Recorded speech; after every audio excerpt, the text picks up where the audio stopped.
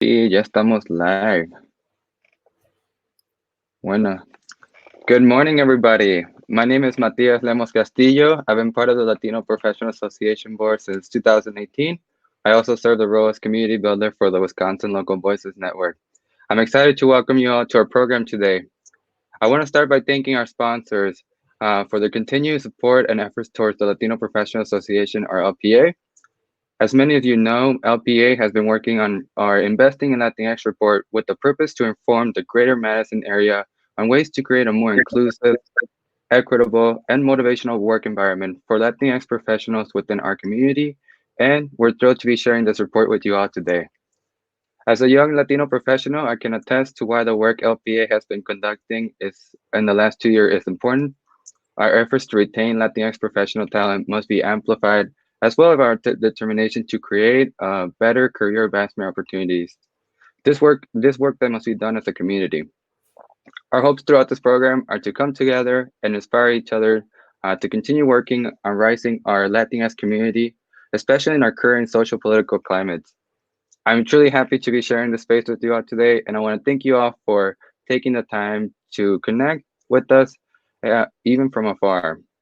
I also want to remind you this event is being broadcasted live, so feel free to share this with your networks and encourage folks to join us. We'll be using the hashtag Yo Soy and hashtag Yo Soy LPA to uplift our voices throughout different social platforms. And last but absolutely not least, it is also my honor to introduce our special guest for today, Andrés T. Tapia, the author of the book The Inclusion Paradox, The Obama Era, and the Transformative of Global Diversity, as well as the co-author of Auténtico, the definitive guide for Latino career success. Thank you for being with us, Mr. Tapia, and I would now like to hand over the stage to you. Yeah, gracias. Privileged to be here con todos ustedes, with all of you. I love the hashtag Yo Soy. I think it's very appropriate to this short conversation we're going to have about being auténtico, auténtica.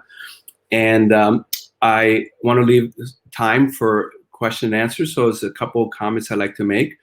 A little bit of background. And as I share my background, I want you to think about your own background, because the Historia Latina, the Latino history is varied. We come to this conversation and to this association with many different stories and a lot of diversity within it. So I want you to think about your story as I share mine. I grew up in Lima, Peru. Mi papá peruano, my dad Peruvian, my mom American. My dad, Fernando Andrés Tapia Mendieta Gaviño, a cardiologist who got his MD in San Marcos University, the oldest university in the Americas, and came to the US for his residency at the Cleveland Clinic in Cleveland, Ohio. And my mom came from a small town called Harrington, Washington, 50 miles west of Spokane, population 500. And she wanted to get out of a small town, go to the big city. So she went to the big city of Cleveland to get her electrocardiogram technician certificate. So my dad, the cardiologist, my mom, the EKG technician. Between the heartbeats, they meet, they marry. My dad does another residency in Chicago, where I'm born. And when I'm 9 months old, my dad put his new family into the Green Comet, a car of that era, drives down to the port of San Francisco, gets in a cargo ship, and sails down to Puerto Callao off the coast of Peru. And that's where I grew up, in a bilingual, bicultural home, with Spanish, my first and native language, but English a close second. And all the things of a multicultural home, including, or especialmente, the food, right? So one night, arroz con pollo. The next night, meatloaf and potatoes.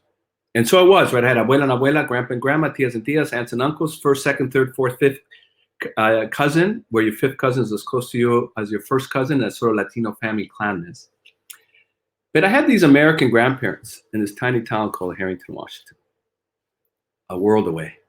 And I remember going to visit them for the first time when I was in third grade, and it was my first time of feeling different. I was coming from a developing third world country to a most advanced economy and civilization, from Spanish speaking to English speaking, from Catholic to Protestant, from an urban environment of over 6.5 million people at the time to this tiny town of 500, punto, not coma, right? But punto, just period. And like I said, I stood out. I used to speak English with a really heavy accent. I'm not the dark skin, but I was the darkest skinned person there. And when they threw a ball at me, I would kick it. So no matter what I did, I stood out and I experienced both the underside as well as the upside of difference. The underside, the kidding, the taunting, even the prejudicial attitudes that went with that.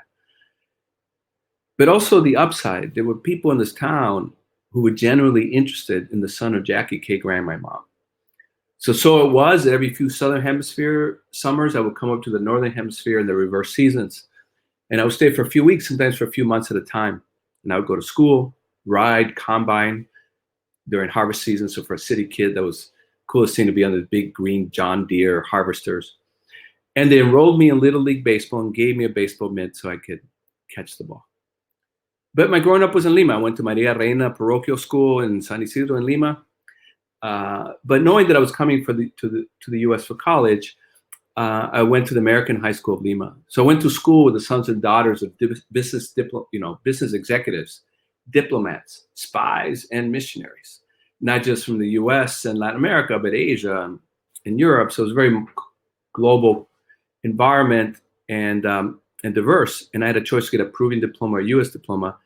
So I got both. So I got Peruvian history, U.S. history, Latin American literature, and Anglo-American literature. So by the time it was time for me to come up to the U.S. for college, and by coincidence, I ended up in Chicago to study journalism, I felt I was ready. I'd worked on my accent. I knew about Faulkner, Melville, Washington, Lincoln, and King. And along with my soccer ball, I brought that baseball mitt. But the truth is, I was not ready. I was ready only for the tip of the iceberg difference, but no idea the majority of the iceberg lay below the waterline, the part of the iceberg that sinks ships, sinks relationships. And I ran into that invisible part over and over and over again without a clue about what was going on. And I write about some of those experiences in my books, but I'm going to fast forward all the way to my professional life, and which is where you are all at. And let me just give you one example, a very Midwestern example, which I think you'll be able to relate to. And I was the first ever chief diversity officer at Hewitt Associates, and here in Chicago area. And let me tell you the story of differences and how my culture, my way of being, my way of operating was misunderstood, and I misunderstood those others around me. And a lot of people around me, because I was in HR, were white, female, middle class, college educated, Midwesterners, many of them. And we started in a very good place. We liked each other, we respected each other. We had the same corporate values, and we had the goals that we were going to work on together. But along the way, because of our lack of understanding of our diversity, their lack of understanding of my Latino-ness, we ended up in a not so good place, a place of great judgment, because when we meet people in the environment, or when people meet us and we're different, and we see behaviors, or they see behaviors they do not understand, or don't that person, because why else would you do it that way? So let me walk you through one of many pitfalls culturally that I fell into, and we collectively fell into. I did not understand that as a middle-class Latino male from South America, that I had grown up with expectation and socialization of direct style communication, to say it like it is. And I just felt like it was good. It was good communication, just in general, good practice. And I was even less aware that my Midwestern white female colleagues had been socialized for an indirect style communication, what is often referred to as Midwestern nice. And so this is how it played out. We'd be in a meeting, brainstorming. I'd bring up an idea or two. I would hear things like, Andrés, I agree with you 100%. And then they would tell me 3 ways in which they did not agree with me. Bueno. But because it was, they agree with me 100%, I said, well, those sound like tweaks to me. I have agreement, and I would act on it. And as I did, the emails and voicemails would fly in. They said, Andrés, what are you doing? We did not agree to this. And I'm like, what part of 100% didn't I understand? In fact, weren't you smiling? Weren't you nodding? Weren't you taking copious notes? Doesn't that mean agreement? And I said, oh no, Andrés, that does not mean agreement. I said, what does it mean? We're listening respectfully, but do not confuse it for agreement, which I had. So you can imagine then at the time of performance evaluation, the judgments that we had of one another, right? Their judgments of me imagínense, right? Doesn't listen to people, not a team player, bull in a china shop, does whatever he wants. And then add a gender thing, typical guy, sort of running roughshod over the women in his team or his peers, actually. And then even a nationalistic regional interpretation that, he comes from this part of the world with authoritarian governments. And actually it was true. I grew up under 12 years of dictatorship, right? So there was some sort of historical context there as they were trying to interpret my behavior. But it's a 360, so I had a chance to evaluate them and imagine what I said about them. Passive aggressive, don't mean what they say, don't say what they mean, weak, duplicitous, Dios mío, right? We started here in a place of mutual respect and liking each other, and we ended up over here in a place of deep judgment. And my God, I was the chief diversity officer, and I was failing at the most basic level of inclusion. So, and as you listen, some of you could relate to that. Not everybody has a direct style communication. There's parts of Latino America that have a more indirect style. But for me, it was very grounded in my upbringing, and it was very grounded in their upbringing. So you're probably wondering how I resolved that, but maybe I'll leave that for Q&A, because there's a couple other things I want to share with you just from the book that Robert Rodriguez and my friend and I wrote. And first of all, let's talk about how presente we are here. We just finished Hispanic Heritage Month just yesterday, as you well know, but we're going to celebrate it every day, right? Because every day should be Hispanic Heritage celebration. And we are presentes in U.S. society. I mean, think about this, right? We're currently 18% of the population, on our way to be a third of the USA. And not only that, but we are 60 million strong, but there's ways of looking at this number. So much of the conversation about Latinos in the media and in politics is about the undocumented. And the undocumented are vital part of the fabric of the society. There's a lot of egregious, dangerous things happen for our undocumented brothers and sisters. And we have to be vigilant about that. And the immigration system is really broken. And we have so many people just living, contributing to society, but not being recognized or protected for it. So there's that.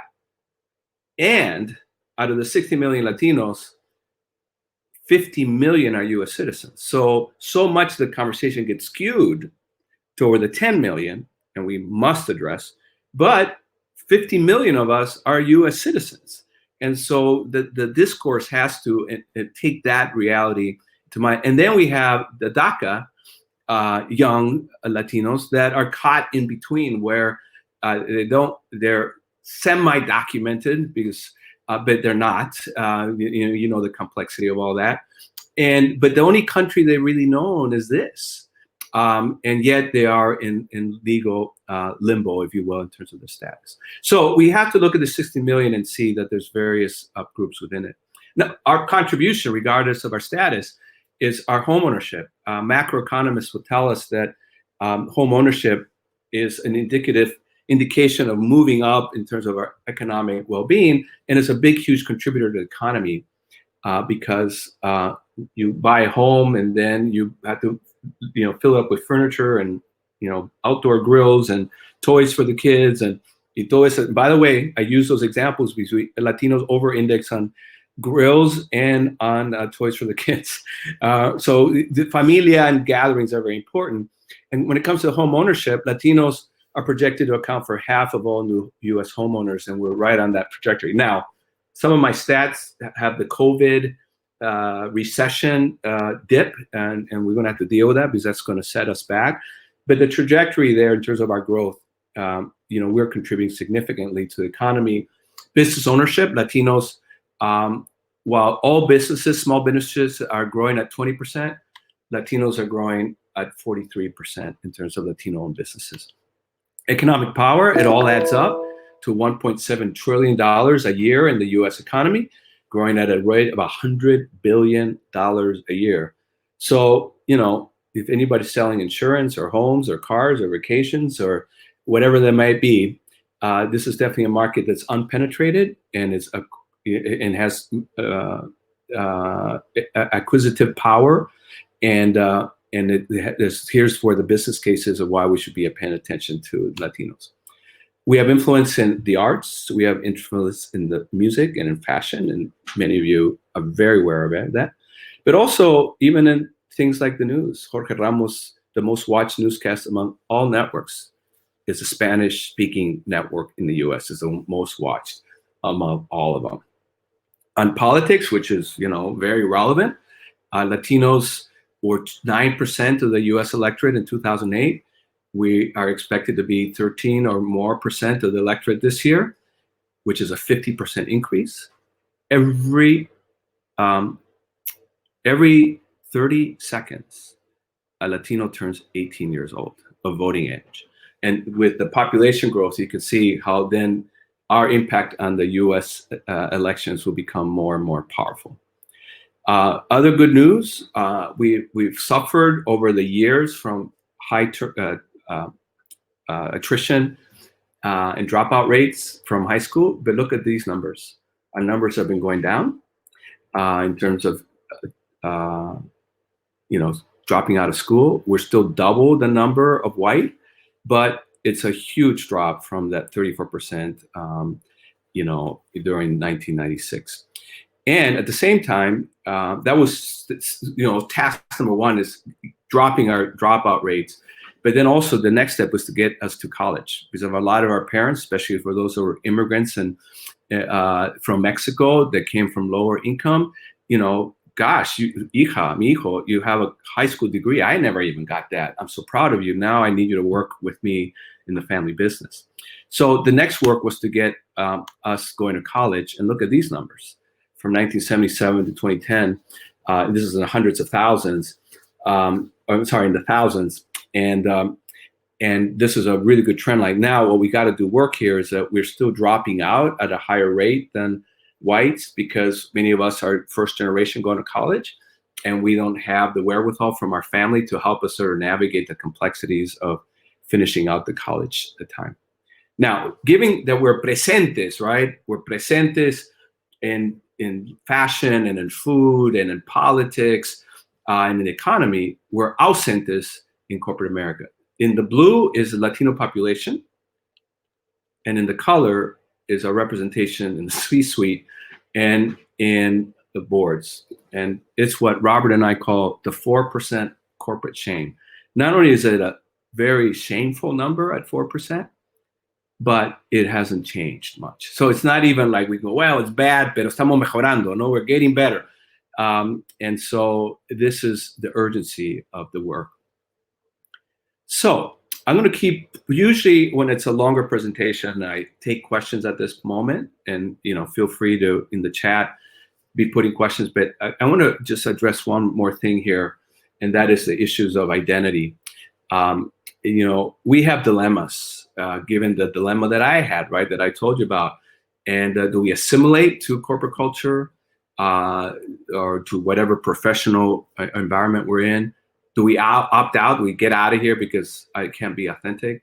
Or we double down on our Latinicity, our Hispanidad? And we be a group, and we're all kinds of races and a whole mixture of races. Latinos, more than our African-American brothers and sisters, we have more of a choice to make about how we're going to present to society, a society that is very discriminatory and racist. And can be xenophobic to those that feel different than, white Americans. And so we have different bubbles in our head, right? I'm proud of being a Latina, but how can I be authentic and still fit corporate? I don't want to be labeled. I just want to be recognized for my talent. I am Hispanic and I'm American. Don't treat me as not American, even as I embrace my Hispanidad. People like me are being discriminated against, so I'm very worried about identifying as a Latino. So all kinds of things, right? And you have your own bubble head about ¿cómo me presento? How do I present myself? And how do I maintain my authenticity? And then Robert's and my work, we interviewed executives that were very successful, Latina. We did 5 focus groups of Latinx across the country. We did a survey. We have our own personal experiences. We have the work of consulting that we've done on issues of Latino identity and inclusion. And we ended up in our research with 4 taxonomies here, 4 personas of types of decisions that Latinos make about their identity. One is the Invisible Latino. And there's a Latino that, for all, they have the Latino surname, Fernandez. They have some features that we could associate with sort of some Latino background, but nothing about their own self-identity, nothing about how they present themselves and how they self-identify is Latino, right? They might even change, their name, right? It's Jaime, they go by Jimmy, or they're Ramirez and they say Ramirez. And there's no judgment here. There's a lot of reasons why. That's how they might have been brought up as the only Latino in an all-white environment, and the Latino identity was not just part of their upbringing, and that's what they know. Or they may have made a choice because it was too dangerous or too marginalizing to, manifest one's Latin identity, and one wanted to just fold in. But they're invisible in terms of this. They're not likely to join a Latino Professionals Association because by definition, that's sort of identifying in one way or another. So but they're there, and that it's important to be aware of that. The other one is equivocal Latino, the one that equivocates in how they manifest. They can show up one way in the professional space, in a completely different way in the personal space. But they're equivocal. These identities are not integrated. They show up very differently. And so, and these are classic stories, right? The very successful professional who assimilates a lot in the professional environment and finally feels comfortable with his or her friends. And let's call him now because I'm thinking of a particular individual. And he invites his friends to his sister's quinceañera, and they go looking for Jimmy, and they're asking for Jimmy, and no one knows who Jimmy is. And finally somebody spots somebody who looks like Jimmy, but they're not sure why, because he's speaking fluent Spanish, he's speaking in a very animated way, he's out in the dance floor doing bachata and reggaeton, and they're like, who is this guy? They don't recognize him in that sense because it's una manifestación completamente diferente. And then later on, Jaime invites his family because he got recognized at his job for a job well done. And the family shows up and they're looking for Jaime, and no one knows who Jaime is. And finally say, oh, you mean Jimmy? And Jimmy's up on stage getting the award, todo encorbatado, all formal. His body language sort of reined in more. His diction, it shifts, right? And they're like, ¿Quién es ese? Right? And so this is the equivocal Latino. The third one is the unapologetic Latino, who within 23 seconds, they're from Peru, they love ceviche, they invitaron a una fiesta, they invited to the party. And there's no, getting around the fact that this is a huge part of their identity, no matter where they are. And the last one is the retro Latino. And this is Latino who may have been invisible Latino, but in young adulthood and in adulthood begin to retroactively claim their Latino heritage. And that is my friend Robert. He grew up Bobby Rodriguez in Minneapolis playing hockey, ice hockey. And the only Latinos he knew was Mama, Papa, and his brother. And that was it. But when he went to college, he started getting exposed to more Latinos in his life, and he started taking Spanish, reading Latin American literature, going to Latin American countries as he got into his career, and really sort of reclaimed his Latino identity in a retroactive way. So anyway, likely you recognize yourself here. You might say, well, I'm actually 2 out of those 4 or 3 out of those 4. That's fine because there's different circumstances, different choices. But I'm going to pause there and I'm going to open up for questions. And I do not have a hard stop at 12. And, I'm doing that Latino thing. I kind of go with the flow a little bit. And so I can go until, I'm looking at my phone here, let's say until 15 after. If that's okay with you, you let me know. But I can free up the next, the next 15 minutes roughly. Thank you so much, Don Andrés. Gracias por estar aquí con nosotros hoy. Tenemos una pregunta de lo que compartió de una de las personas de la audiencia. Y nos están preguntando si este fenómeno de identidades también aparecen en otros grupos étnicos o otros grupos raciales, o si es más bien un fenómeno latino. No, de todas maneras sí, se manifiesta en una forma similar. otros grupos como Asian Americans. Ahora, para afroamericanos no tanto, porque la sociedad no les da la opción muchas veces de manifestarse de otra forma diferente, ¿no? Pero otros que como se dice en inglés, they can pass as white, they have more of a choice cómo manifestarse. No sobre cómo hablamos, y el acento, no tenerlo, si tenerlo, lo tengo. Y entonces el grupo más comparable con este fenómeno es Asian American, and maybe people from the Middle East también, ¿no? So it's real. Y cuando yo hago este ejercicio, cuando hago un poll, which one you manifest with the most, yo los invito a la gente de otros grupos también votar. Are you equivocal? Fill in the blank, equivocal Japanese, whatever. Are you unapologetic? Are you retro? And they relate to that immediately. So es muy paralelo. Let me see if we see another question. Yes, here's another question. What advice do you have for Latino community experiencing imposter syndrome and ways to overcome it? Yeah, so imposter syndrome, right, just to make sure we all are grounded, is where, you're very Latin, you know it, you have a choice to kind of show up in a different kind of way, but inside you're feeling maybe I don't belong here. If they found out that, I am as Latina as I really am, or if they ever came to my barrio or they met my parents, they might see me differently. So there's a lot of, imposter system goes different ways. I fear that they might find out who I really am, or I feel that I'm showing up in this environment not with my full self. So I feel like an imposter, even kind of betraying my own culture, right? So it kind of goes ways. So how to address that? Mira, the drive behind este libro era buscar la clave al éxito. Y el título original era Éxito.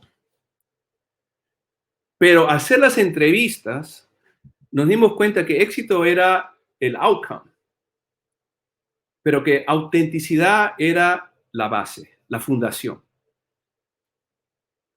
Y para nosotros que tenemos este conflicto de culturas, esta presión de asimilación en las corporaciones o en el puesto de trabajo, nuestro llamado a todos ustedes es, hay que preservar la autenticidad. Y parte de preservar la autenticidad tiene que ver con nuestra identidad hispana. Y para cada uno de nosotros va a significar algo diferente. And that's okay. Pero hay que hacer ese trabajo. ¿Qué significa para mí ser hispano o hispana? Ser Latinx o Latino, Latina, whatever term you want to use. ¿Qué significa para mí? Y cómo voy a mantener esa autenticidad en mi trabajo. Y la mejor forma de derrotar ese sentido de imposter syndrome es simplemente aceptar quiénes son nosotros y reclamarlo de una forma de orgullo y de identidad. Muchas gracias. Yo sé que a las 12 usted se terminaba su tiempo, pero si tenemos 10 minutos más. La siguiente pregunta es, lo voy a leer para no parrafrear. While our college is doing everything they can do inclusive and diverse by adding people of color and different ethnicities to committees and governance groups, what needs to be done to empower them to have a voice in those discussions? I'm just reading the question también. Mira, te voy a dar una respuesta un poco genérica, porque como estratega siempre para dar la mejor respuesta es dentro del contexto mismo, ¿no? Entonces sería preguntarte, ¿qué está haciendo la universidad? ¿Cuánta gente hay en el grupo? ¿Quiénes son los líderes? ¿Quién está patrocinando esto? ¿Cuál es el historial? ¿Esto es algo nuevo, algo antiguo? ¿Ha habido cambios? ¿No ha habido cambios? Muchas preguntas que nos da el contexto. Pero genéricamente, es importante no dejar que esto sea algo que sea paternalistic. donde la universidad quiere hacer algo bueno para nuestra gente, pero ellos lo están haciendo para nosotros, en vez de reconocer que nosotros tenemos nuestra propia voz, que nosotros tenemos que tener decision-making power, y que nosotros somos los expertos sobre nuestra cultura, ¿no? Y entonces eso se tiene que probar un poco más, porque hay muchas muy buenas intenciones, pero no tienen buenos outcomes, porque lo están haciendo de una forma paternalística. Bueno, muchas gracias. Le quiero agradecer por tomarse el tiempo de venir a compartir con nosotros en este evento especial que es nuestro aniversario, que estamos cumpliendo 7 añitos. Entonces estamos yendo. Sí, muy bien hecho, sí, sí. Pero, y también reconocer que su trabajo del libro, de las investigaciones que ha hecho, has informed our work. So we have been utilizing your research in your expertise and Robert's. We on our coaching program, we buy everybody your book so that they can learn that authenticity is the key to success, like you shared with us today. And I just want to thank you for being with us today and being willing to be part of the celebration of our 7th year anniversary. Bueno, ha sido un privilegio, a real privilege, really celebrate with you, very proud of your accomplishments in 7 years, y que sea mucho más. Y gracias por la invitación, que le vaya bien. Adelante. Gracias. Chao. Chao. So for everybody else, all right, I'm still live, so I'm going to introduce myself. My name is Tania Ibarra, and I'm part of the LPA board, the Latino Professionals Association's board. It is my pleasure and honor to share with you a little bit of the story of LPA and the report that we're going to be presenting, and that you can download if you click on the live feed in Crowdcast at the bottom of the screen. This story started, I'm going to start at the very beginning. This story starts in 2013 when my mentor and good friend Julia Ratafrata invited me to participate in a public session to gather input on the design of the Latino Professionals Association. Miguel Corona facilitated this session, and out of this session emerged a group of 12 Latino leaders who took on the task to launch the Latino Professional Associations. From there, the Latino Professional Association has grown from 55 members to over 250 and has grown our budget from $5,000 to $25,000 a year, which may not seem a lot, but it's a lot for the work of an all-volunteer group. And as the influence of the Latino Professional Associations grew in Madison, and I, as one of the leaders of the Latino Professional Association, started to venture into more influential spaces in Madison, leadership spaces in Madison, and finding myself being one of 2 or one of 3 Latinas or the only Latina at those tables, it occurred to us that we needed to examine why this was happening and what is preventing Latino leadership to show up more broadly and consistently in the decision-making tables. And so in 2019, we launched an effort to ask our members how is their experience in Madison, why it's keeping us from entering those leadership circles that are making decisions about the future of the Latino community of Madison, Dane County, and Wisconsin. And so today, we will be presenting you the findings that we had. And one of the things that really stuck with me from Don Andrés' presentation is really that 4%, and why, you know, it kind of answers my question, why am I the only Latina in these rooms? Why don't I have 12, 6, or some more, a bigger number, a bigger percentage representing the Latino community? Because while I feel privileged and grateful and blessed to have those opportunities, I do feel that I am not the only voice and I'm not the only representation for the Latino community.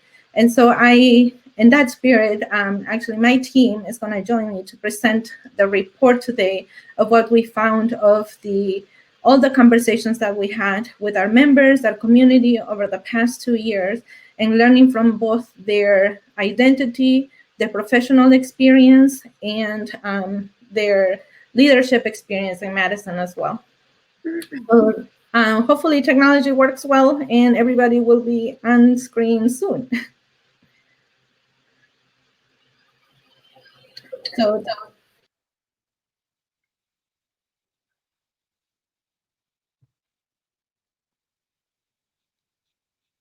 Norma, would you like to start?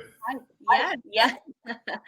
Welcome everyone, and hi Rodrigo, hi Matthias. Are we still presentes? Yes, we are. Absolutely. Happy Friday. It's an honor to be with you today on our 7th anniversary, as Tania mentioned, and thank you, Tania. Thank you, Dr. Tapia, for getting us started this morning with such an important letting us know the state of the Latino community and attesting to the work of LPA. Tania, I will pass it on to you again. So I'm gonna ask my team to introduce themselves and share a little bit about why they're part of the LPA. They're on our board now. So Norma, you want to go first, then Rodrigo, and then Matthias? Thank you, Tania. Again, my name is Norma Gallegos Valles. I am the current board chair of Latino Professionals Association and the workforce manager at Centro Hispano of Dane County. I've been in Madison for 16 years, half of my life. I was born and raised in Mexico. And I really love and appreciate all the Spanglish that Dr. Tapia brought into, and thank you, Tania, because that just made me feel that I can bring all of my authenticity to this conversation this morning. And I really, the reason why I joined the board and what motivates me to continue to be part of this amazing board is connectivity and networking and just getting to work alongside with people that work on the same direction of making sure that everyone in our community has the same opportunity. So that's what motivates me every day to be working with all these talented Latino, all over LPA board members.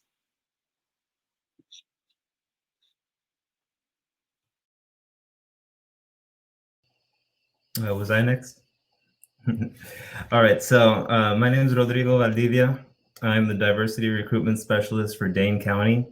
I'm in 2 offices in Dane County. I'm in the Office for Equity and Inclusion and in Employee Relations. I'm also a 25-year resident of the Madison area. I was born in Mexico City, Mexico, and at the age of 3, my parents migrated to follow their education. We actually climbed many of the socioeconomic ladders, from a cramped 2-bedroom apartment to each of us owning our own spaces now. And so I think what got me most interested to join the Latino Professionals Association was, when at the onset of the pandemic, there's a lot of grief. And then as we started to see the numbers of sick among the Latinos be 2 to 3 times more, our white counterparts, and just the amount of struggle for both brown and black lives, as well as the racial injustices happening, I started to shift from why me, why us, and to how can I get involved? How can I make a difference in my community? And really this LPA has given me a new sense of purpose, with 9 like-minded individuals, all who share a passion and want to help our community. And so, I'm proud to be part of this team and proud to have so many leaders that I can learn from and that we can work together and join our minds for a common cause.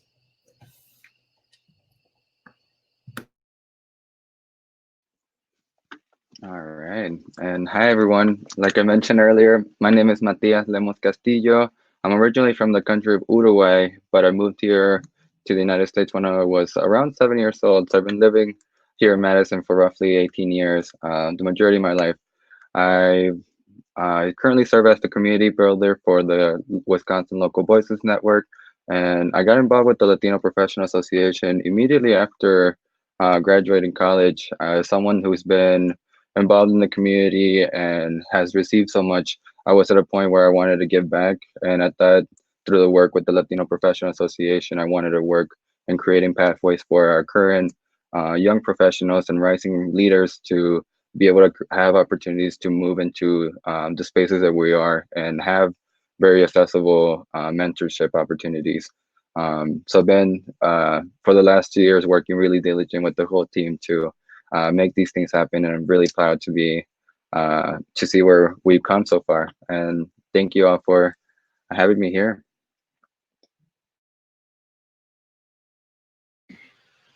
Thank you for sharing, and I'm always proud of LPA being a space for new leadership to grow, develop, and fly into more spaces. So thank you for being here today.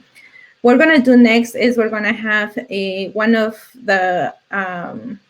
highlight from one of the conversations we had with our members play, and our technology support, Adriana Mena, will be playing this in just a minute.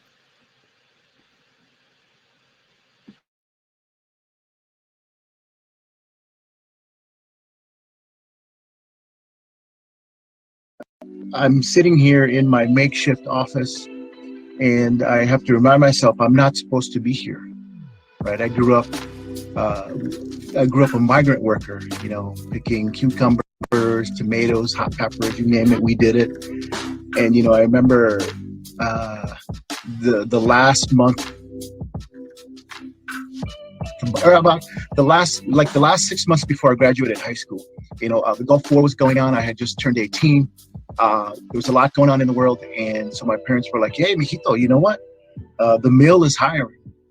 And I'm like, you know, I don't really think I want to go into labor work, you know, because in my heart, I always wanted to be a Texas Ranger. I always wanted to be a police officer. And so in my mind, it's like, okay, so I'm in central Wisconsin, you know, in Nakusa, and there's like a handful of Mexican families in town. And so people like me, we end up either in factory jobs or what have you. But in 1 week, I had the Army recruiter, Marine recruiter, I had a football recruiter, and then I also had a job interview at the paper mill. And so I decided that I wanted to go to school. I struggled. I mean, I think I was on double secret probation. You know, I struggled, but you know, I was there to get an education. And so I made it about getting an education. And it took me a little while to get my bachelor's, but I did it.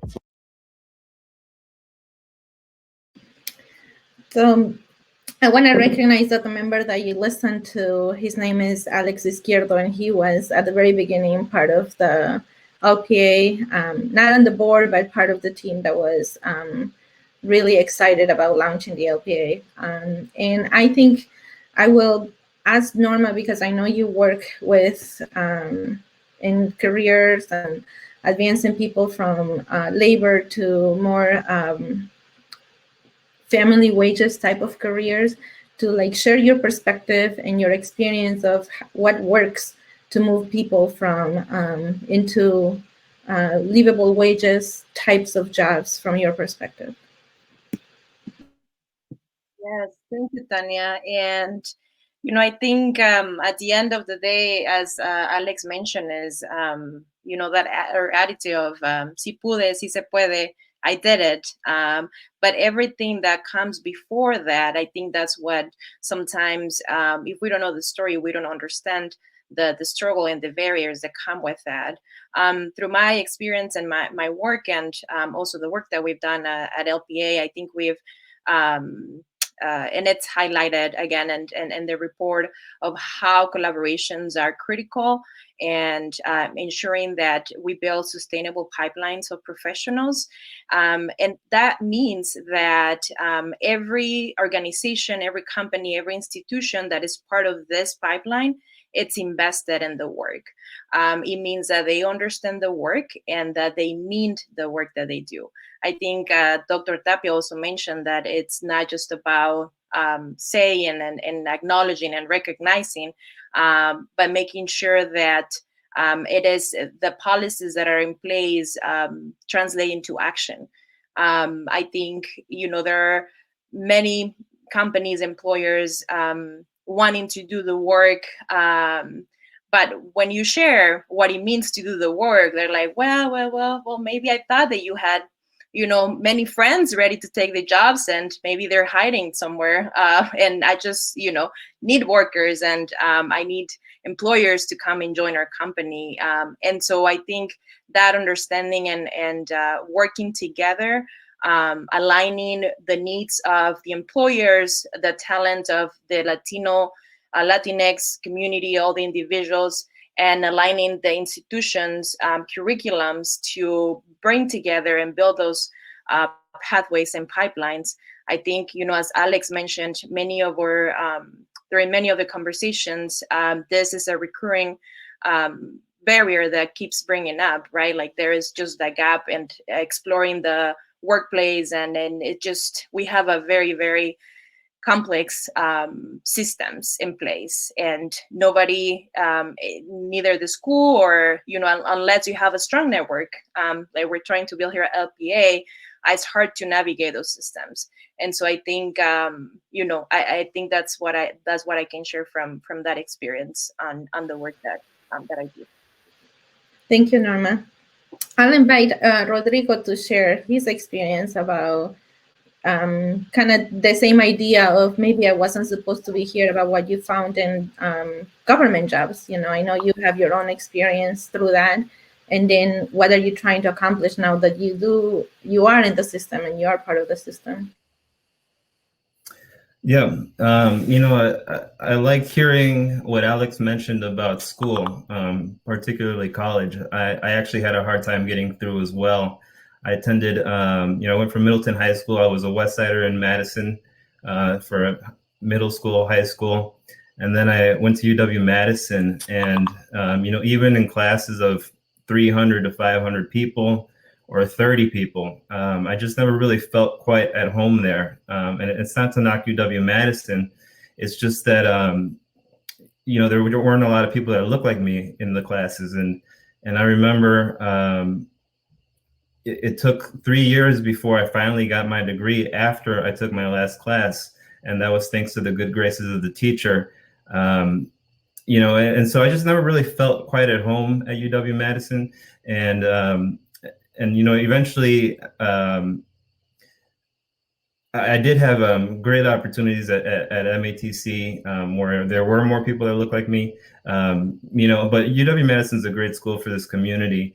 And so, for a long time, I was just bouncing around jobs, not necessarily careers. And finally, when I got my job at Dane County, that really kind of reinvigorated me and gave me a sense of purpose. And it felt like all we need is a chance sometimes, and really, since I got this job at Dane County, it's just, my world has completely opened up. My world has exploded. And it's just, sometimes all people need is an opportunity. And so now, as at Dane County, the local government's one of the largest employers in a region and provides good paying jobs, generous benefits. And so it's an integral resource for individuals and families to achieve financial stability and economic mobility.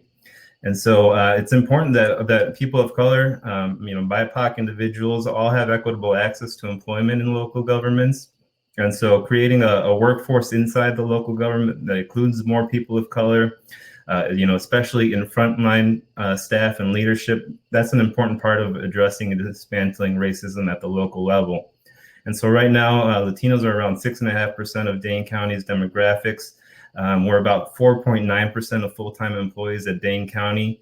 But I would hypothesize that that in leadership positions, that number goes down. So it's about getting from these entry-level positions to positions where we can have a bigger say and greater input.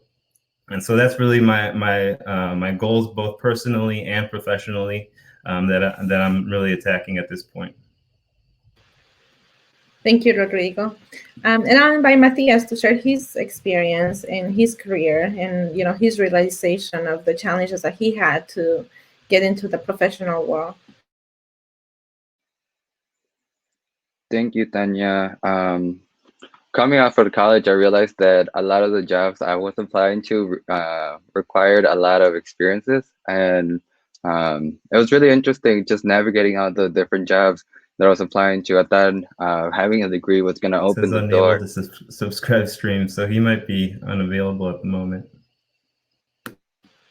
Oh, it was fine. Keep going, Matthias. Okay. Like I was saying, it was really interesting because I was always growing up, I was told, once you get the degree, all these doors are going to open to you. And I was like, all right, well, let me start applying. And it wasn't that case. It was really interesting because I had applied for jobs. And I remember really that summer right after graduation, there were 3 positions that I had applied, and all 3 they were saying that I ended up as the second choice. That the reason I couldn't move along was I just didn't have the experience. So I told them, hey, was there anything else that I needed, or what else could I do, or was there something I could learn? But all the jobs that I was working for. Okay, let me know if I'm not coming on through. All right, see thumbs up, perfect. So it was really interesting just to see growing up to get this message, and then once you're really facing the reality, you get this completely different picture. So that's one of the reasons I also joined LPA, because I wanted to gain that experience. And through my current job, I was working at a bank. There was only some limited opportunities I could do as a young professional. There were a lot of folks that really doubted my abilities to do the space, but it wasn't not in a bad way. It's just I didn't have the experience. So it's like, how do I get this experience if no one's willing to give me the opportunity to show what I actually can contribute, the work that I've done, and really be able to challenge ideas. And I really appreciate this highlight because it's really interesting to see how I wasn't the only one that has faced that, or growing up having this conversation, realizing that a lot of people were told, once you get this college degree, you are going to get the job, but it's not that way. And I'm excited to continue, so we can definitely take down those barriers and make it easier for folks to be able to get the jobs that they want right away after college, but also be able to get the experiences they need to advance and provide opportunities and provide spaces for new leaderships to step into. And I think Madison is a great place for a lot of folks to do that. And we need to wake up and start looking at our youth and letting them be able to own these spaces. Thank you, Matthias. We're grateful you're with us, and I want to express my gratitude to these brave individuals for sharing their stories so publicly. It's not easy to do so. And I'm going to invite Adriana. She's going to play another soundbite from another conversation that we had. And I'll just mute myself so she can play it.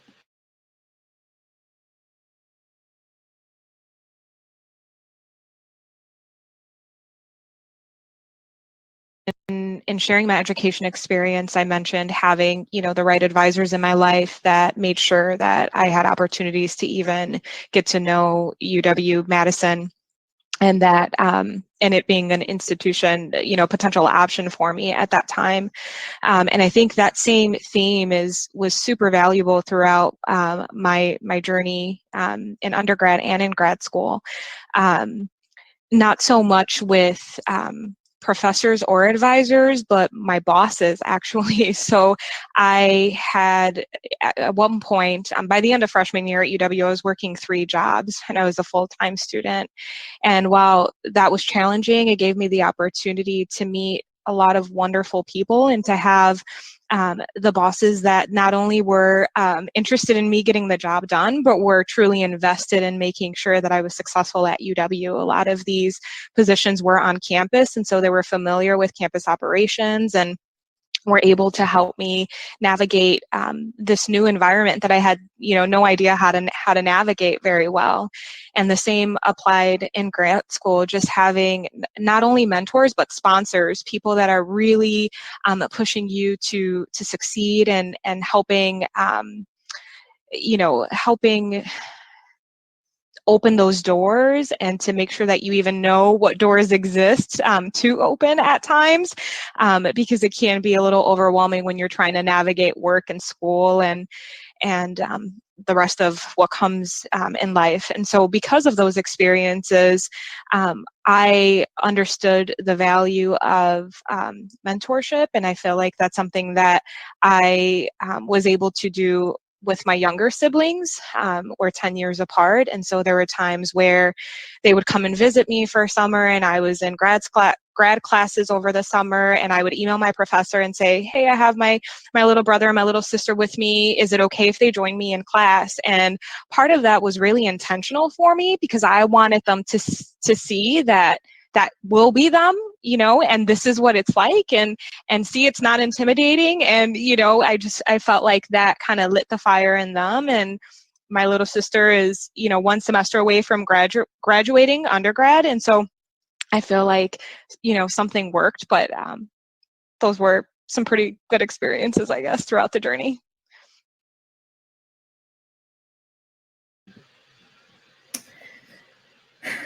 I love this story because it really talks about the impact that first college degree has on the rest of the family. So it's been shown in research and statistics that once you get that first degree in the family, the rest have to follow. And as an older sister myself, I can share that has been the experience within my own family.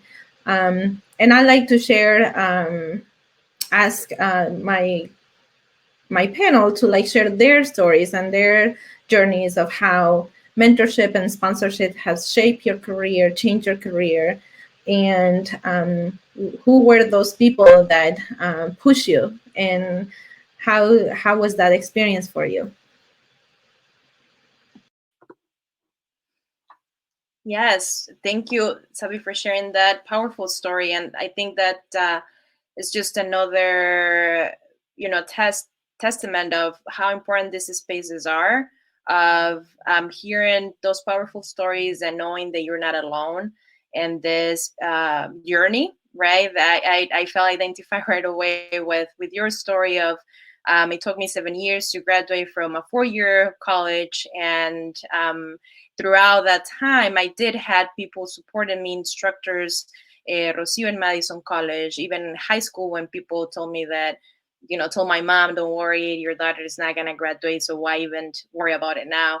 Until, friends that supported me throughout the way, whether it was applying for scholarships, or looking for those resources, knowing that there are resources for you as a Latina, as a bilingual, as how to pay for out-of-state tuition, and all those little things that really, really make a difference in your journey. For me, your story has really brought a lot of those memories, and just the fact that not knowing what mentors are. So I didn't learn about mentorship or sponsorship until my later years. And and it's that culture, right? That me as a Mexican, as a Latina, my parents always said, your family will support you. You can do it on your own, not asking for help. You're here to do it, and we will support you. But when your family also needs the support. So I think even expanding onto those stories of how your story savvy can really make a difference, and how, as we learn that process and have experienced that, can then come back and contribute and say, okay, this was important for me. Now I know what a mentor is. Now I know what a sponsor is. And can we cultivate that moving forward? And so my experience was, again, really similar. And I think, the more, and as we grow and are professionally, I think mentorship becomes even more crucial to moving into those middle management positions and executive positions. So, yeah, thank you for sharing. And again, we're not alone in this journey. Just a reminder again. Thank you, Norma. Matthias, do you want to go next? I'm going to switch it around a little bit. Yes, thank you, Tanya. Similar to Norma, I think one of my first mentorship experiences was actually in college, and I'm very thankful for this one individual because I know before college he was very hands-on with me, but very distantly, and it wasn't until we were in the same space together. Dr. Mancilla, Geraldo Mancilla, actually. Dr. Geraldo Mancilla was actually my mentor throughout my years at Edgewood College, and I really appreciate the fact that he was one of the few people that I could relate to at the college that really took me in, but also challenged me. And in the challenge that it was mostly trying to get me to find my own answers, find my own solutions, but also how to include everybody around me. I think college, there's a lot of people that get lost or sometimes don't know how to find the groups that they're similar to you. And it wasn't until I connected with him that I realized that there was a need within my own college, that our Latinx community was in need for that connection. And he inspired me to really build that connection and got me involved with ALAS, the Association for Latino Latina Students at Edgewood College, who then made me really work towards creating inclusive programming, inclusive opportunities, but also opportunities for our youth to really get involved outside of the college and really reach out to the mentorships. And it was through that work too that if it wasn't for Dr. Mancilla, who introduced me for LPA, I would have never been known like what is LPA, or I feel like I would have known it later. But I was really happy that my sophomore year in college, he had recognized me for the Yo Soy award, and LPA took me on, and it wasn't there that this whole journey really started. So I was really happy because then I got to meet people like Tanya, Norma, Nicole, who all brought me in and really at that point challenged me on a new level to really think of the community as the village, think of how do we build this village together, but also how do we put ourselves at the center of it and fall in love with the problems that we're dealing with in a day-to-day basis. So I think mentorship has been always at the heart of what all the work that I've done, but also and the need to really uplift those who are coming behind me, but also the people that are in front of me. I think mentorship is a two-way road. Reciprocity is really important. As I realized that I was helping Dr. Mancilla, I think in a sense we were helping each other really navigate these spaces together. Thank you so much, Matthias, for sharing your story. And Rodrigo, do you want to share who your mentors have been and what a difference they've made in your career? Yeah, unfortunately, I'm not actually able to hear Matthias right now. So thank you for the prompt. And unfortunately, I can't play off his words, but I know Sabi well, and she's a boss in every sense of the word. And I think to one of my early mentors when I got to college, and I know it was, I think one of her employers, Ben Rodriguez was my guidance counselor, and I came in through the academic advancement program. And I'd come into his office with C's and B's, and he'd be like, maybe we got to do a little something here, a little more, spend more time making sure that this is your priority. My parents as well, they came to the U.S. without speaking any English. My mom didn't have a job. She would go into the lab with my dad just to learn a little bit of English and get exposed to that and get exposed to the lab work. And so, eventually she got a job. She worked super hard, and my dad also, ended up getting his PhD. And so you think about, I know when I was a kid, my dad would always say that he was a Coca-Colero, which means like he would go around selling Coke bottles in Mexico. And it didn't matter the weather or what time of day, he was always out there. And so he kind of used that as an example of never selling ourselves short and always just doing what we can for the moment, and so just working super hard. And so there's these individuals like my parents and Sabi that are lighting the way, that are really showing the will and the determination of the Latinx spirit. And so we really have to follow those leaders. As a man in the Latino community right now, I actually don't see a lot of possible mentors, but some examples that are really in my circle that have been really influential are like Fernando Cano, Alex Izquierda. I know he's working hard. He's getting his master's degree. And so, there's these individuals that really are lighting the way for us, that we just need to follow their lead and follow that enthusiasm and that determination. Thank you, Rodrigo. No shame in following the Latinas too. So let's make it full circle. And then we're going to play one more soundbite to share the story and experience of one of LPA's members and long-term supporters, Nancy. And I think we joke with her that she knows everybody. And so here you go. I'm going to let Adriana play it.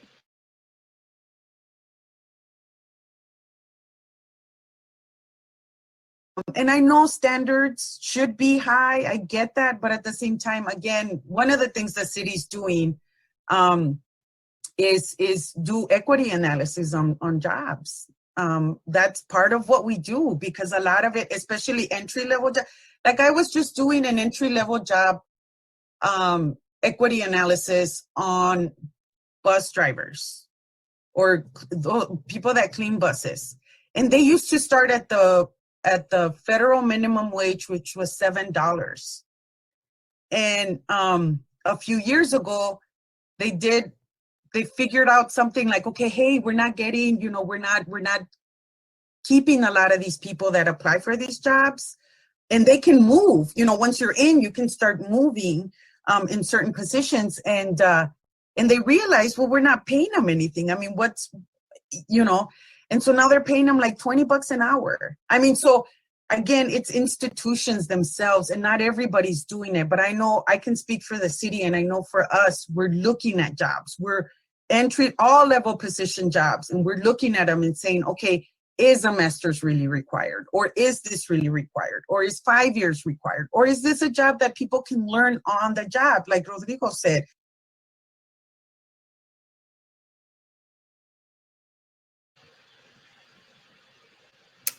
All right, so one of the things that really appreciate from Nancy's comments is the fact of, are the requirements for the job necessary for the job? And the idea that there is so many jobs out there that can be learned on the jobs. And in my experience, I come from accounting, and I know that there is a certain level of accounting that you need to know to get into the business of accounting, or be an entry-level person in the accounting world, in public accounting or corporate, or why not. But one of the things that I find is that 90% of what I've learned about my profession has happened on the job. It was 10% that happened at the college level. And so I know that is a struggle for our Latino community, getting our foot in the door, overcoming those requirements. And as in the report shows, that Latinos are the least educated from a 4-year degree perspective, but so many, if not so many of the entry-level jobs into the professional world require a 4-year degree. And while we're not saying that should be eliminated, because some jobs do need to have those things, we are saying that needs to be evaluated, and then paths should be created for us to be able to obtain those 4 degrees and support Latinos into obtaining those 4 degrees. And I know, Norma, you shared earlier that it took you 7 years to get your degree. And I'm wondering if you can share a little bit about that journey and why it took you 7 years. And, what does it mean, or what will have happened to your career if there was a different path where that year, that it didn't take you 7 years, that it would have taken you 3 or 4. And just imagining the possibilities of that, and kind of what are your thoughts on how we can break those barriers. Yes, thank you, Tanya. And, I think while education is really important and bringing us to the next level into those positions, I think there is definitely a lack in seeing beyond the degree and focusing on the talents, right? Focusing on the experiences that we bring already, focusing on everything that makes us rich and unique. We have a lot of people that have worked since they were 16. I started working since I was 16. And trust me, I think those were my best learning years, right? I worked in any type of job. I worked at a bakery, I worked at a restaurant, at a hotel, I worked at a bike shop, you name it. I worked at housing, the dorms for cleaning dorms for students. So I think those years built me to be who I am today. Those years of experience of working, and even though I didn't have a degree yet, I felt that I was being paid, minimum wage, because I was at some point I was earning $5 an hour because I was a student in high school. And I think but I continue to go to school and continue with education because it's something that it's embedded in my family. My parents always told me, I'm not going to leave you a big fortune, unfortunately, right? We're a humble family, but what I can leave you is I can leave you with an education that will take you to whatever you want to be. And so that's why I continue. And so I wasn't unable to to finish that college, and for years, because I had to pay out-of-state tuition. In order to pay out-of-state tuition, I needed to work 1, 2, 3 jobs while going to school, and while as an older sister, kind of supporting the family as well. And so there were a lot of pieces that play in there. But to Nancy's point, and I feel your pain, working with organizations and employers of if centering equity is critical for educational institutions, for or workplaces, to better meet the needs of our talented community. And that means assessing the requirements, right? Looking at those experiences, at structured pathways, all those opportunities. That's another recommendation as part of the report, right? Structured pathways really focus on those skills that we have. And then we explore the systems, and then employers come in, we work with them, they understand what uniqueness we bring in, and we understand the needs that they have, along with the institutions, with Madison College and other institutions that we work with. So I think if we keep centering on that, on equity and aligning this breach between talent and opportunity, I think I can definitely, we can have more of people completing that college degree in 4 years instead of 7 or more. And I think moving that needle a little bit faster, because I think one thing that you mentioned, Tanya, the 4% also stuck with me, and I think we can definitely do better. So thank you. And Norma, not to put you on the spot again, but I think, we have a lot of people in the audience that sign up to that don't know about the programs that you run. And if you want to share about the Finance Caminos program, because I think that is a very a very good example of what the structured career pathways are and how they can really create opportunity for our Latino community.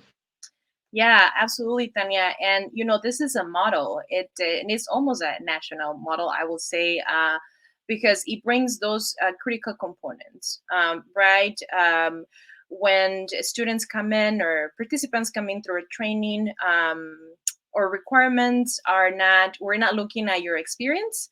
We're not looking at your resume. We're looking at how eager and do you want to improve your education, to explore new career opportunities, that eager to advance, o las ganas, como decimos, ¿verdad? Que venimos con muchas ganas. And of course, there are some requirements. You have to be 10 years old, high school diploma, and things like that. But we really focus on the dreams of the participants, and how can we make them happen with what we have to offer. And so working with employers, right, and really closely, and I mean closely, as we meet quarterly, as we have an employer consult, they share their needs.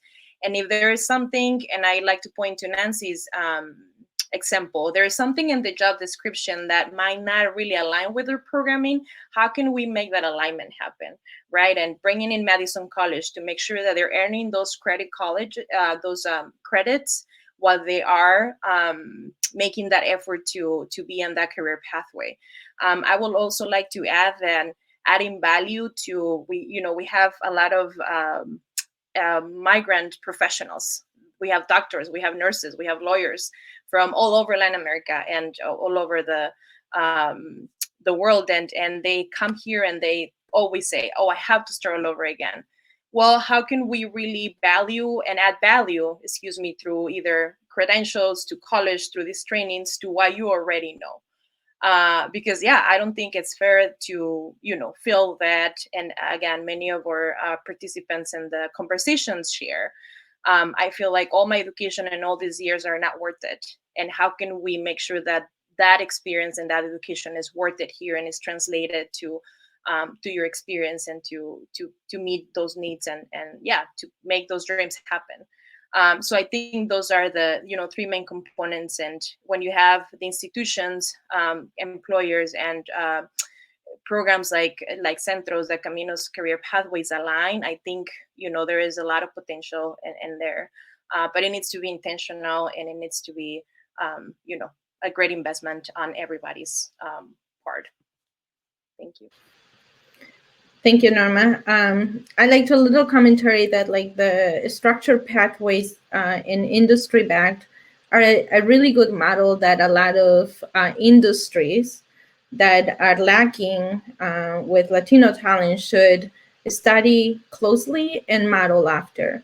So including IT, finance, all the STEM industries that for some reason appear to have a hard time attracting, developing, retaining Latino talent, they should study those structured pathways and utilize, try to solve the problem not from an organizational point of view, because I have a lot of companies that call the Latino Professionals Association and say, we don't know, we're trying to recruit diverse candidates. Where can you send some? And then we talk about the requirements and the qualifications and all of those things. And there is a talent shortage in some of those industries, but trying to solve the access to those type of careers from an industry point of view. And that's what I love about the Caminos program, because it was not one company that tried to solve it. So they took it as a industry problem, and they partnered with community organizations to fix the talent pipeline that existed in their own industry. So for all my employers that are in the audience, call up your HR people in the other companies and get your heads together. And I know they might be your competitors, but in this, the talent pipeline cannot be solved by one organization. It needs to be solved by industry-driven, industry-supported, and industry finance programs. So I will end my commentary on that, but I will also ask Rodrigo to share his perspective about the talent pipeline you touched a little bit before into the government jobs. Like what are the challenges that you see and people accessing and moving on? Yeah, so I think we got to recognize that some people are at a disadvantage in obtaining employment because of social or economic disadvantage, and that has a diminished. It diminishes our ability to obtain relevant experiences in jobs that we can otherwise perform. And that's also recognizing that traditional methods of employee selection, especially written in multiple choice tests, have a disparate impact upon affected groups that cannot always be validated for job relatedness. So we see this extension in schools now with the withdrawal of ACT and SAT scores across many of the different schools for colleges. And so what that was creating was a positive feedback loop of diminished opportunities. You think back on 10th grade textbook and just the school is really, I don't mean to trigger, but it's based on white supremacy values. And so, that's why our students and Latinos and Black individuals, we don't test as well in those multiple choice tests. And so I got a lot of feedback from individuals in the community that, why are we requiring a master's level education for this kind of job? And I believe that those frustrations are valid, so it's about challenging the systems and do we really need such a high level of education? People are doing this type of work intuitively, for 15 plus years in the community. You think that somebody with a college degree is really going to know more than that person, just everything that they've learned from the community. So, it's just trying to meet with departments, trying to challenge the systems that are currently in place. And, and really from a business model, we already know that including Latinos and BIPOC individuals is actually a very good thing to do for the bottom line. So. Thank you so much, Rodrigo, Norma, Matthias, for joining me. Not just today, they have been putting up with me for the last month and a half to get ready for this event. And it's been a real pleasure. And I want to thank you for sharing your story, for, like Rodrigo said, moving from why me to how me, and for being part of the solution. And to the audience, I want to invite you to engage with us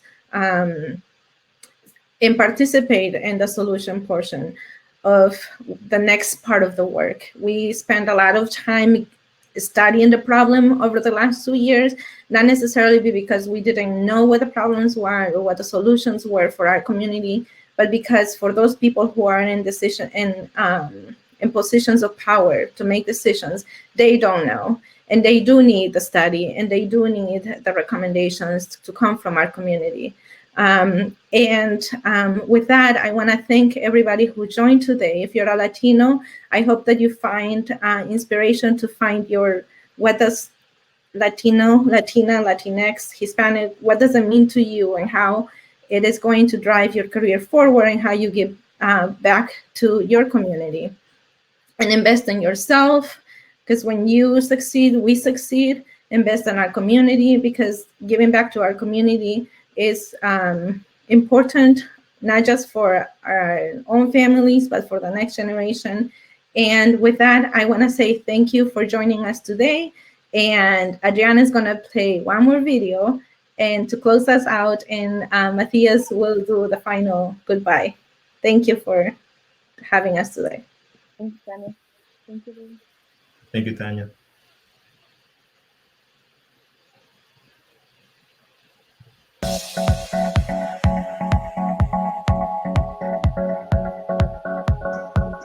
So welcome to this year's LPA Yo Soy campaign. The Yo Soy Media campaign was founded about 3 years ago to bring awareness, celebrate the rich cultural diversity in the Madison area by the Latino Professionals. It's celebrated during September 15th through October 15th for Hispanic Heritage Month. The Latino Professionals Association it's a very dynamic organization that really seeks to celebrate the Latino identity while also not being exclusive. What they ask, do you want to be?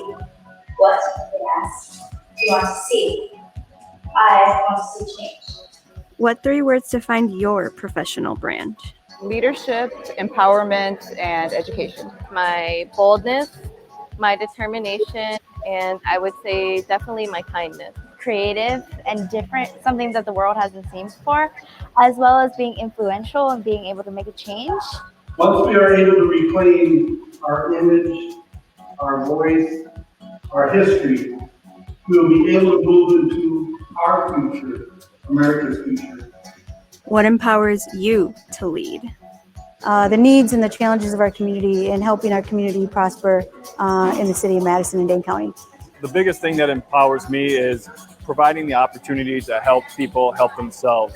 If you can become a leader or empower somebody to do something for themselves and give back to the community, I think that's the most rewarding thing you could possibly do. I want to be different, and I want to make a change in the world and not just sit here and watch injustices.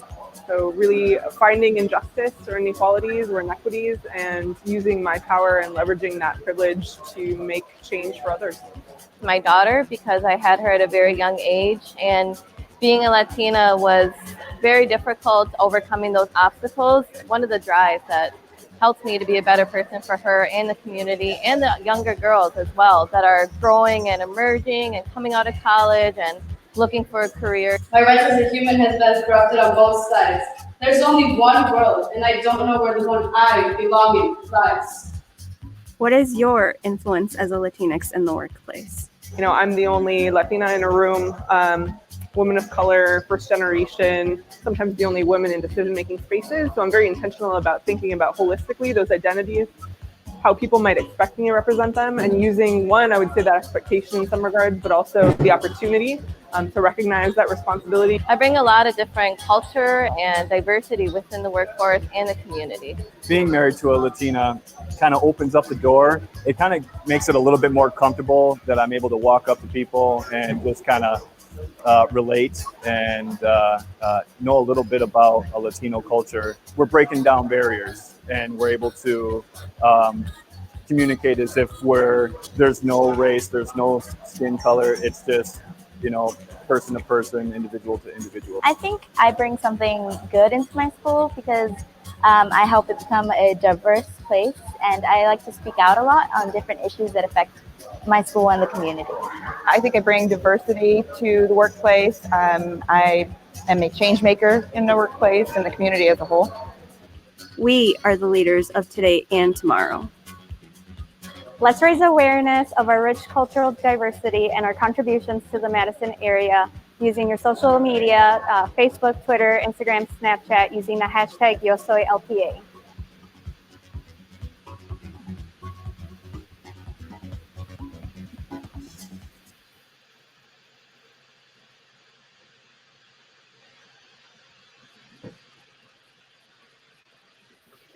All right, everyone. We're coming close to our end of the programming. Thank you so much for taking the time to join us today virtually. The program is called Yo Soy, so I thought it was only be relevant to end with the poem. But before I do the poem, I'm gonna post in the chat box so y'all can see it.